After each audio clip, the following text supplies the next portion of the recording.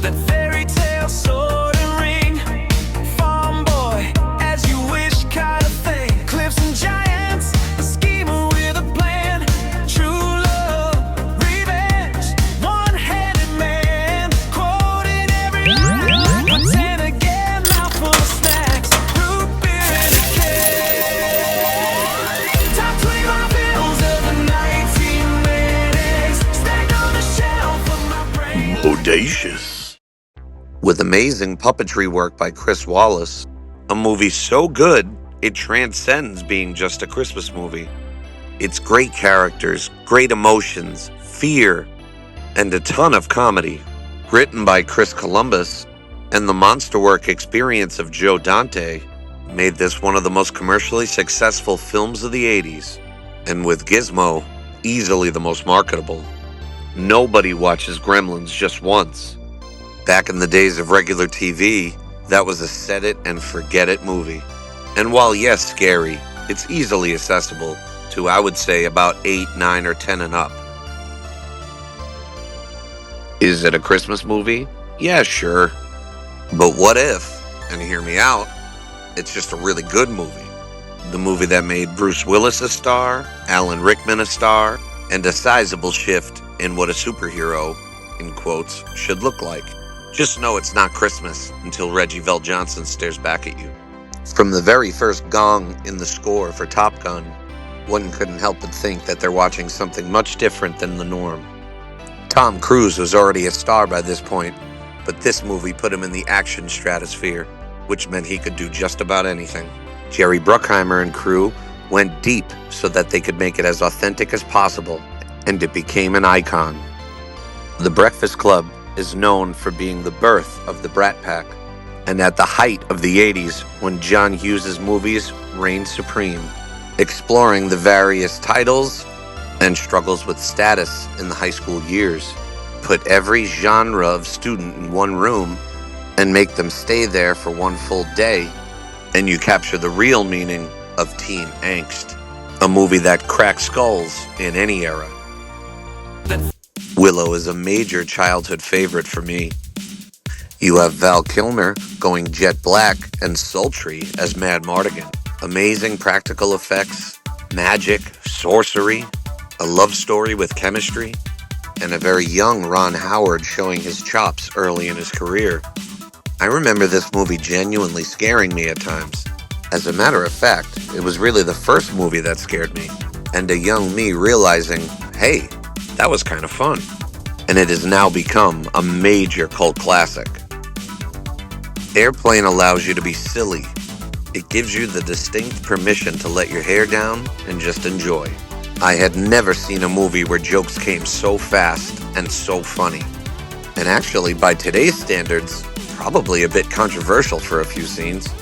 Up until this point, Lloyd Bridges and Leslie Nielsen were generally serious actors. So it was genius for the Zucker brothers to put them in that position, not to mention a genuinely bold and possibly disastrous proposition. It also created the parody comedy and became a launching pad for films like Scary Movie and The Naked Gun. Raising Arizona is all the best parts of the Coen brothers. Funny, quirky, and zany with massive characters.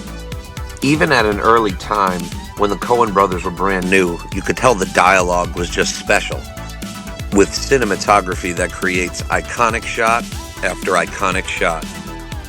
The beginning of Crazy Nick Cage, and I love Crazy Nick Cage, an often forgotten comedy classic. Maybe it was Utah. Bueller. Bueller. Bueller. No one has even come close to creating the teen movie feeling that John Hughes created and made Matthew Broderick a nearly overnight megastar. With Ferris addressing the audience, you would later see this used in films like Goodfellas or even Deadpool. A virtual feast on the eyes, from the beautiful artwork to the surrounding Chicago area. One of the real tragedies is the crimes of Jeffrey Jones, because otherwise he was fantastic as Mr. Rooney. You can't find too many people who haven't seen Ferris Bueller's Day Off.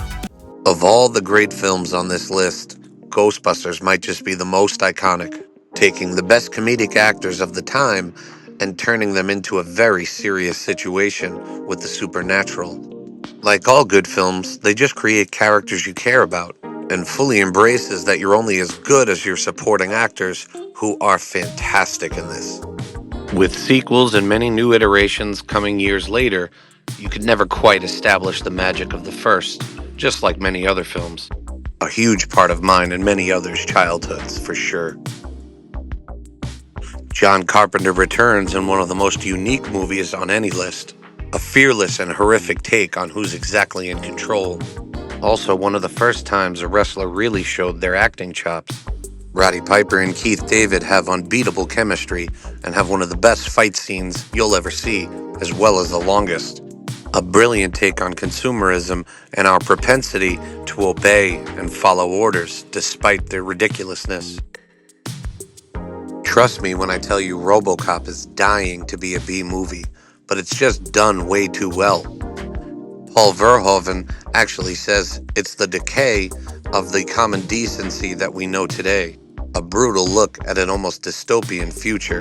The story of a cop, Murphy, slain and reborn into RoboCop, showing that one can never truly escape their own humanity. Peter Weller plays RoboCop as more of a tragic hero, and no matter what the outcome of the story, one can't escape the trauma. This movie is also not one to shy away from the gore. Blade Runner is a work of art, just made in the wrong time. I believe if this film was made in the 90s or 2000s, it would have been a massive hit. Ridley Scott completely immerses you into a new and homemade landscape. An absolutely amazing cast, led by Harrison Ford, Daryl Hannah, and an amazing Rutger Hauer, famous for his Tears in Rain speech. The best way to describe Blade Runner is it's a sci-fi neo-noir, with depth of characters throughout and an absolute visual feast that makes absolutely no sense in the early 80s. War movies up until Full Metal Jacket followed a very similar pattern from each other. Stanley Kubrick completely tosses that book out the window in Full Metal Jacket, and how the journey of war actually starts at boot camp and not when boots are on the ground. The soulless divide between different soldiers and how they're just searching for a reason for all this. R. Lee Ermey and Vincent D'Onofrio completely steal the spotlight. Their dynamic drives this movie into the second act, when they go from, quote, maggots to true instruments of war. Some movies just totally transport you to a better time in your life, and Beetlejuice was right smack dab middle of my childhood. I remember watching it and thinking I had never seen anything more different in my life. It reminds you that it's a comedy movie, but it also reminds you it's a horror movie, and it never goes too far one way or the other. This is one of, if not the most perfectly cast films. Michael Keaton going to a completely different level as Beetlejuice. We recently lost Catherine O'Hara, and she was absolutely magnificent. Beautiful practical effects for days. The only way to make Alien any better is by changing the scope and overall scale of the movie. Enter James Cameron to highlight the xenomorphs and its titular star, Ripley. Every detail is flawless, down to the bluish-green tint in the background of every shot. With a superb ensemble cast, Aliens quite possibly could be the best sequel of all time, and somehow still perfect as a standalone film. We all remember our first time at the movie theater, and the first time I went to the movies, I saw Batman. I believe Batman was both a blessing and a curse for the superhero movie, with directors essentially chasing the feeling of the original Batman. Another masterclass in editing and cinematography by the one and only Tim Burton, with, of course, every one of his movies scored by the amazing Danny Elfman. This might be controversial, but I believe Jack Nicholson is the gold standard for what the Joker should be. Murderous, but with a smile. I make a lot of bold claims on this site, but I think The Thing is the greatest straight-up horror movie of all time. Full stop. With the greatest practical effects ever produced. This movie was horrifying at 10, 20, 30, and at 40.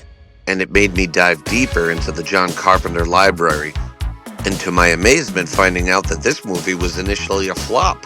Well, it has earned its flowers over the years now as one of the quintessential horror films of the 80s. So, yes, The Shining is a horror movie, but it's way more than that, right? It's a thriller. It's psychological horror at its best. It tackles addiction, loss, isolation, abuse, neglect, and eventually the supernatural. Jack Nicholson is completely untethered here. No brakes. All gas, all the time. Kubrick used his slightly demonic, if that, directing skills to get the best out of both actors. Again, another movie that was originally not well received. I don't think a more frighteningly beautiful film has ever been made. A film that will be studied hundreds of years from now. One of the best sci-fi films ever made is Terminator. Somehow a movie on a small budget, and who originally had O.J. Simpson pegged as the Terminator, turned it into a cultural phenomenon, creating the improbable scenario of a bodybuilder becoming the highest-grossing actor in Hollywood. Cameron initially thought that Arnold Schwarzenegger couldn't be ruthless on film, but he indeed is, with an unrivaled presence on film. And this isn't the last we'll see of Terminator. They'll be back. I bet if you put 100 people in a room, more than 50% would say Raiders of the Lost Ark is their favorite movie. It transcends all ages and is accurate to the novice fan and to a real history buff. A perfectly placed film, both frenetic and solo between its stars. And I think the real reason he resonates with people is that Indiana Jones isn't infallible. He can get hurt. He feels loss and pain, which makes him both an extraordinary person and undeniably human to the audience. So watch it with your kids. I bet they'll love it. Sure, we can talk about the practical effects, the violence, but this movie, more than anything, shows Arnold's comedy chops. He's still a hero, he's still impressive, but every once in a while he throws a line in that'll make you chuckle. For the time, the cast was great and incredibly diverse, and rightfully so doesn't give you a good glimpse at the monster until the climax of the film. And although they're adversaries, there's a weird chemistry between Arnold and the Predator, with almost a strange air of respect between the two. I ain't got time to bleed. What exactly do you say about Back to the Future that hasn't been said already? It's still an absolute visual marvel. It's perfectly cast, down to the side of side characters. It captures both youth and how aging affects us all, how quickly life can change, and how someone from this time would seem so alien back in even 1985. Filled with iconic lines we all know, and an amazing depth of character that you can only get from the quality of actor that this movie produces. This movie created stars overnight, including the DeLorean, which was somewhat of a failed business at the time. Alan Silvestri's score is just a work of art, even in the small moments in between, as relevant today as it was 40 years ago. There are certain movies that you have an unbridled connection to, whether it's family or friends or what you were doing when this came out. I remember watching this with my parents, sword fighting with my cousins, even being the Man in Black one Halloween. To quote Peter Falk, this movie has fencing, fighting, revenge, giants, monsters, escapes, true love. The greatest fantasy movie ever written. A few years ago, at the camp I run, I said I was going to play E.T. to moans and groans from some of the kids. Within 10 minutes, they were completely engrossed, with a kid in the back even shedding a tear saying that was the best movie I've ever seen. There is no movie with more heart, soul, and humanity than E.T., and it's about an extraterrestrial. John Williams' iconic score plays throughout. The tension never stops until the absolutely masterful and beautiful ending. Possibly Spielberg's finest. The Untouchables might be a controversial pick to some, but this is really the movie that got me into film. Without any context of knowing who Brian De Palma was, I knew that I was watching something special. And out of all of his iconic work, this might be Sean Connery's best role. The ruthlessness of Frank Nitti still haunt me to this day. played beautifully by Billy Drago, all leading to, in my opinion, the best shootout ever put on film. At times, even grappling with the fact that prohibition was really a failed law. So who were the real bad guys? The speakeasies or the people enforcing the laws? Throw in an unexpectedly brilliant Ennio Morricone to do the score, and you have my favorite film of the 80s. Now, I had to fit Raging Bull on this list. Am I taking some liberties with this list? Sure. And I understand how that might make you feel, but quite frankly, I think... It doesn't matter how it makes you feel! Now that that's out of the way, this film is about Jake LaMotta, somewhat of a semi-biography, but it delves into the topics of abuse, family, and the deterioration of an athlete. How long can love last for someone who can be so ugly, both inside and out? Whenever De Niro and Scorsese get together, you know it's going to be special. And this is indeed De Niro's best role. Add a brilliant performance by Kathy Moriarty and a very young but game Joe Pesci, and you have perhaps one of the finest sports movies ever put to film. Psych. I bet you thought we were done, didn't you? It's really hard to pick a movie out of the 80s, especially 25 of them. There's so many more, and A Fish Called Wanda is just the best. Funny as hell, kind in a weird way, and Kevin Kline gives an Oscar-winning performance in the role of a lifetime as Otto. The four main characters, Michael Palin, John Cleese, Jamie Lee Curtis, and Kevin Kline, all have interchangeable chemistry throughout the film. They give you four distinct characters with each individual idea of what love can be. Do you play it safe, or do you live life dangerously? That one's for you, Mom. Love you.